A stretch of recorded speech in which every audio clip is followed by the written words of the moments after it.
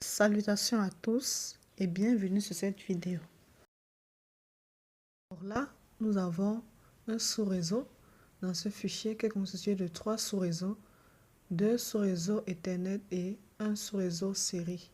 Il sera question de configurer les adresses de ces différentes machines de sorte que le PC1 pourra envoyer des messages au serveur 1 et réciproquement grâce aux adresses statiques. Alors, la première étape du travail à faire, consigne 1, démarrer tous les équipements. Là, les équipements sont déjà démarrés, comme vous pouvez le voir. Mais en ce qui concerne la procédure à faire, il suffit de faire CTRL A pour tous les sélectionner en même temps, faire un clic droit sur un des équipements et choisir l'option démarrer. Là, démarrer est désactivé parce qu'ils sont déjà tous démarrés. Et il s'agirait d'appuyer sur stop pour les arrêter. Alors, première étape. Bien, maintenant, la deuxième étape. Deuxième étape, on a là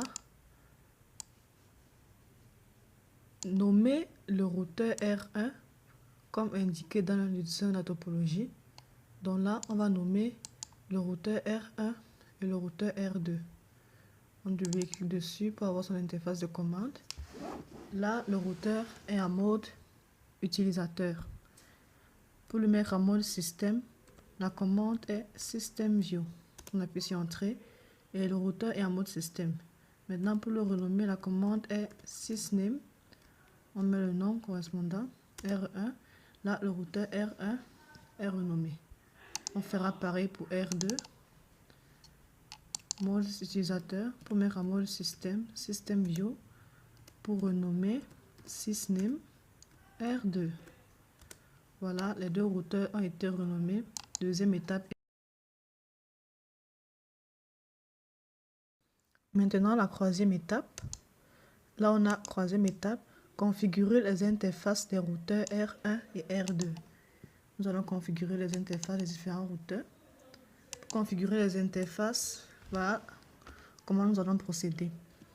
D'abord, sur le routeur 1, on va se mettre sur l'interface Gigabyte Ethernet. On met le nom de l'interface 0/0/0. Entrée, là, on est placé sur l'interface en question. Configurer son adresse. La commande est IP adresse. On va mettre l'adresse 192.168.10.1 puisqu'on se trouve sur le sous-réseau de cette adresse correspondante. 24 étant le masque de sous-réseau, c'est-à-dire le nombre de bits à 1 du masque de sous-réseau, et cette adresse IP étant l'adresse de passerelle. Voilà la commande pour vérifier que l'adresse a bien été configurée, 1010, et on voit que l'adresse est bien configurée. Maintenant, on va aller à l'interface serial. L'interface serial de notre routeur 1. On va juste reprendre la même commande et à la place de gigabyte, on va mettre serial, entrée. On se place sur l'interface en question. Et là, on configure son adresse IP. On a le sous-réseau en série. L'adresse correspondante est 10.0.12.1. Nombre de bits à 1 de masque de sous-réseau était 30. Voilà. On vérifie la configuration a bien été effectuée. Et on remarque que ça a été effectué. On fera pareil pour le routeur R2. On se place sur l'interface Gigabyte Ethernet. Voilà. Configure son adresse. Là, on a le sous-réseau 198.168.11.1.24. On vérifie l'adresse. Voilà. Maintenant, on se place sur l'adresse, sur l'interface serial. On remplace Gigabyte Ethernet par serial. la commande IP adresse, pardon, 192.168, non, pardon, là c'est pour le serial, donc c'est 10.0.12.2.30, 10.10, et voilà, ça a été configuré. Les interfaces des deux routeurs ont été configurées. Alors,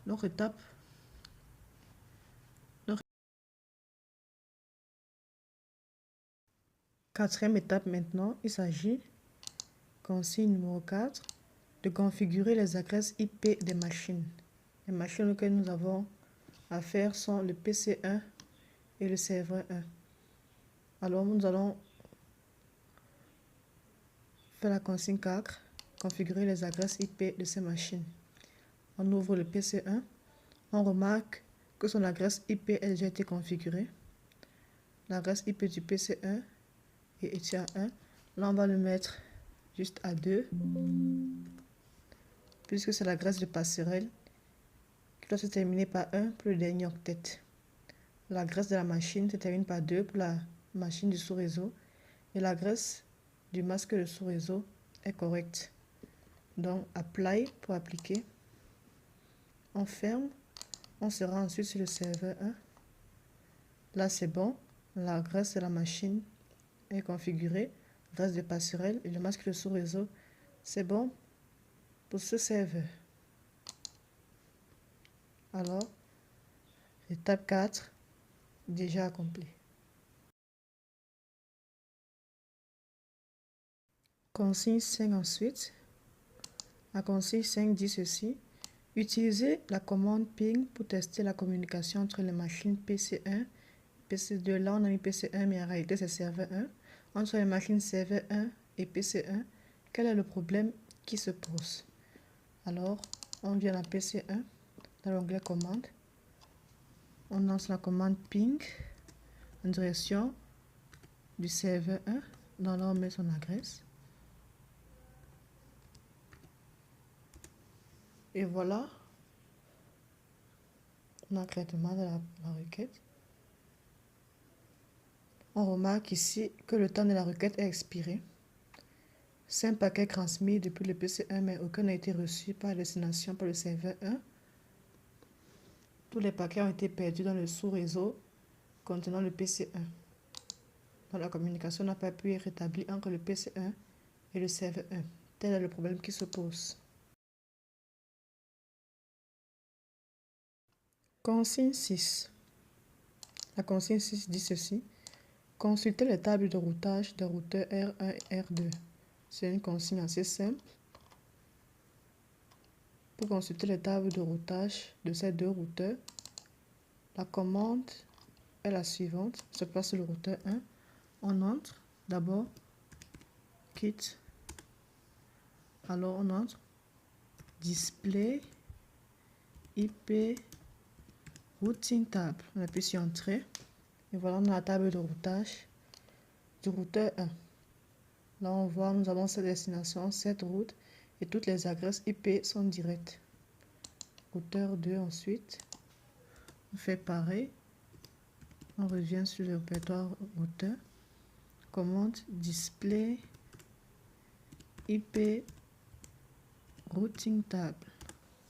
Là, c'est pareil. Cette destination, cette route, toutes les adresses sont configurées directes.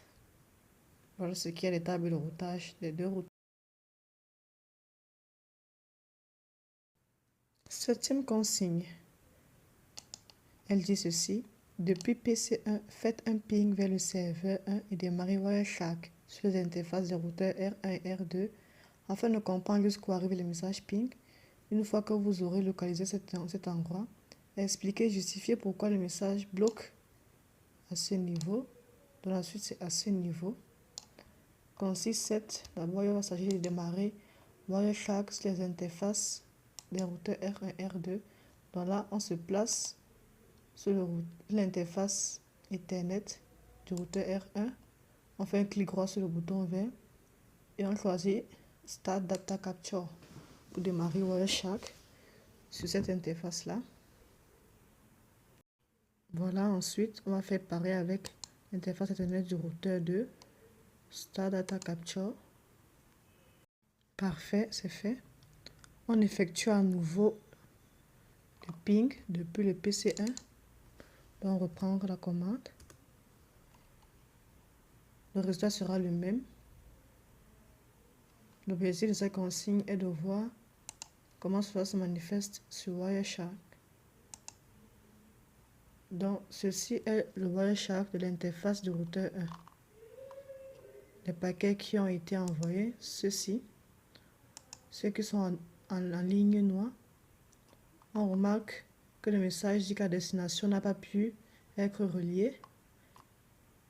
Le réseau n'a pas pu être établi. Les paquets se sont perdus. C'est pareil avec tous les paquets. La destination n'a pas pu être identifiée, alors les paquets se sont perdus dans le sous-réseau. Raison pour laquelle, dans le Wireshark de l'interface du routeur 2, nous n'avons aucun changement.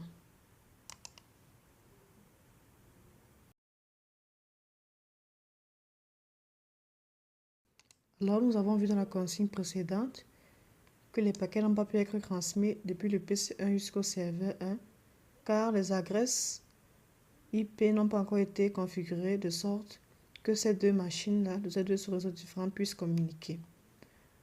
Alors, voilà pourquoi les paquets se sont perdus dans le sous-réseau-ci, n'ont pas pu être transmis ici. La configuration des adresses IP statiques aura donc lieu entre ces deux routeurs. Voyons la consigne qui suit, consigne 8.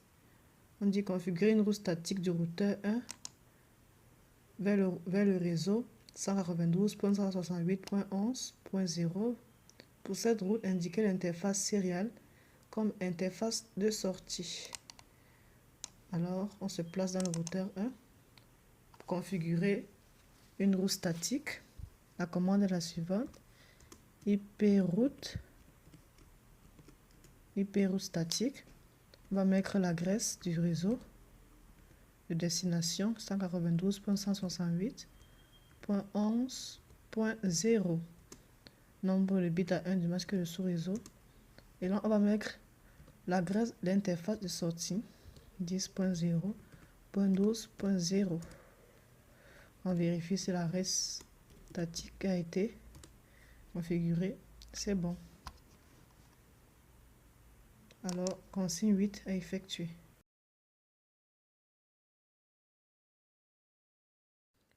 Voilà, nous sommes arrivés à la dernière consigne, ce qui va nous permettre de résoudre notre problème. La consigne 9, on dit: depuis PC1, faites à nouveau un ping vers le serveur et démarrez Wireshark sur les interfaces des routeurs de R1 et R2 afin de comprendre jusqu'où arrivent les messages ping. Une fois que vous aurez localisé cet endroit, expliquez et justifiez pourquoi les messages bloquent à ce niveau, qu'est-ce qu'il faut faire pour résoudre ce problème et implémenter la solution. Alors on y va. On effectue à nouveau le ping sur le PC1, on reprend la commande. Le même problème se pose. Temps de requête expiré. Passer un paquet transmis, aucun paquet reçu. Démarre Wireshark pour voir à quel niveau bloque les paquets.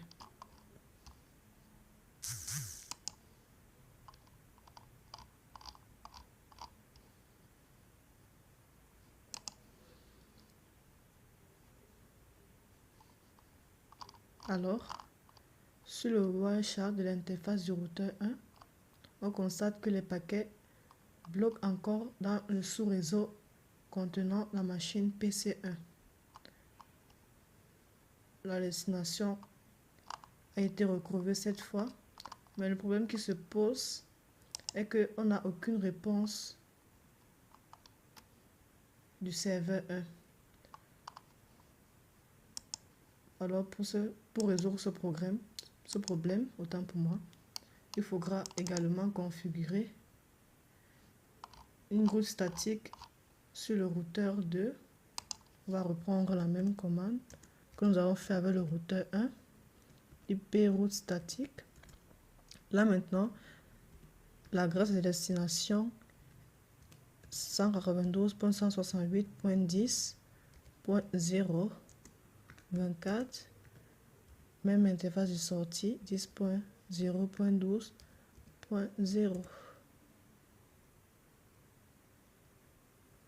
Il y a un problème.